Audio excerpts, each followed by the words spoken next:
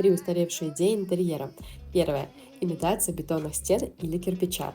Этот прием был популярен в 2013 году, когда стиль лофт набирал обороты.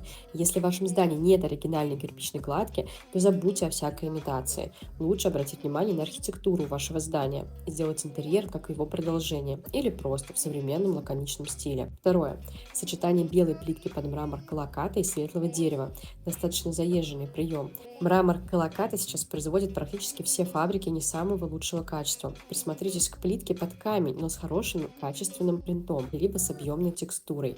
Третье. Плинтус – цвет пола. Если без плинтуса обойтись никак, то советую выкрасить его в цвет стен, либо сделать контрастным полу и стене. Например, пол может быть светлым, а плинтус белым или темным, если стена насыщенного цвета. А самый классный вариант – это скрытый плинтуса.